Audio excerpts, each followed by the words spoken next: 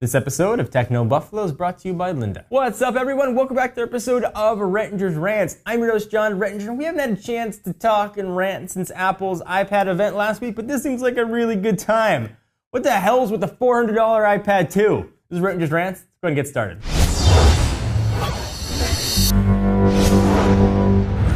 So last week, Apple unveiled, I think, the pretty awesome thus far iPad Air and iPad Mini with Retina display, and they looked awesome. They got little price increases going to $500 for the Air and $400 for the iPad Mini with Retina. All right, I can understand it. I don't like it, but I can get behind it. I've been a big fan of the iPad. I've gone back and forth on my love or hate with iOS on a phone. I really haven't used an iPhone very much in the past year or so, but I do always enjoy an iPad. I sort of undulate between using an iPad or a Surface Pro for my tablet needs, depending on what I'm doing. So I do have a soft spot in my heart for the iPad.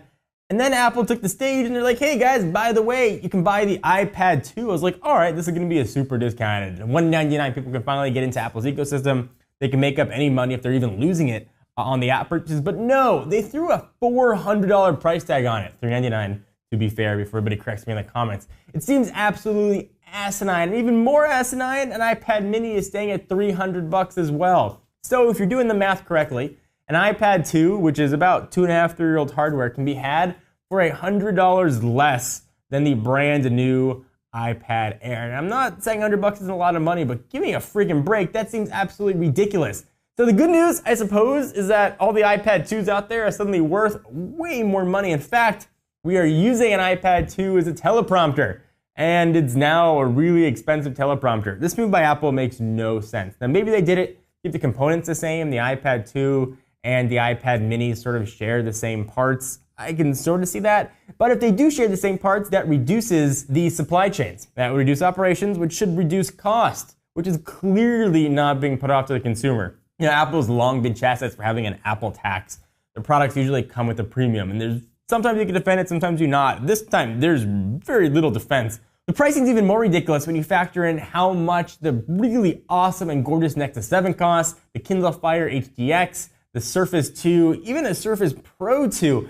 Price seems absolutely asinine. What was Apple thinking with this? It makes absolutely no sense to me at all. Heading into the holiday shopping season, people buying a ton of products. I can't imagine anybody walking to an Apple store being like, hey, that 3-year-old piece of hardware for $400 seems like a super good steal. Let me take 7. It's beyond fathoming. I can't understand it. What are you doing, Apple? If I'm missing something here, please let me know. You'd figure Apple would sell it for cost, even below cost, to make the money back on the app sales, but absolutely not in this case. It is mind-boggling. It is the same thing with the iPhone 5S. They dropped the iPhone 5, and they sort of kept the iPhone 4S, but they made it free on contract, so I can sort of wrap my head around that. What the hell with the iPad 2? No discount at all. If you buy a carrier version, you're still paying that ridiculous price for it. Let me interrupt the video for a minute to not only exhale, but thank our friends at lynda.com. They offer thousands of engaging, easy to follow video tutorials taught to you by industry experts to help you learn software, creative and business skills, and a ton more. If you thought to yourself, I wish I could program, or I wish I could knit, or I wish I could learn to scuba dive and do gymnastics while weaving baskets underwater, chances are lynda.com's got something for you. Membership is super cheap. It starts about $25 per month and provides 24/7 access. So even if you're up at like 4 in the morning and you're like, I wish I could learn something, they got you covered in everything from web design, programming design, photography, business, audio and video, 3D animation, which I could probably use myself. Watch lynda.com on the go from your computer or tablet or really any mobile device. You can give lynda.com a try free for 7 days by visiting lynda.com/technobuffalo. So better yourself, learn something new. So who's gonna buy this iPad 2? I wanna know what you guys think. Leave that in the comments down below. Am I way off with my Apple rage today? Maybe I woke up on the wrong side of the bed. I didn't have a big enough cup of coffee, but I wanna know what you guys think. Let me know. Try and look objectively, whether you love Apple, hate Apple, or ambivalent to Apple. Look at it just a business.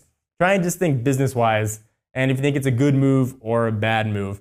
And maybe we can keep the comments civil. Although knowing the internet, I probably doubt it. Anyway, thank you guys for watching. Hope you enjoyed the video. Please give it a thumbs up. We definitely appreciate it. I am back every Wednesday with a new rant, so we'll be coming back and I'll get mad about something next week. Until then, I'm John Rettinger from Techno Buffalo. I'll see you soon.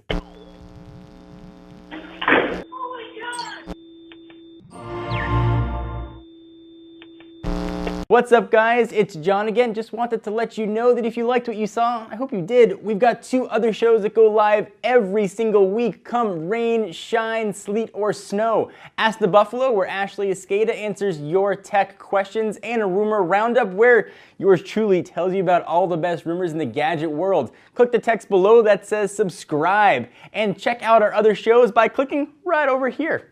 Till next video, thanks for watching.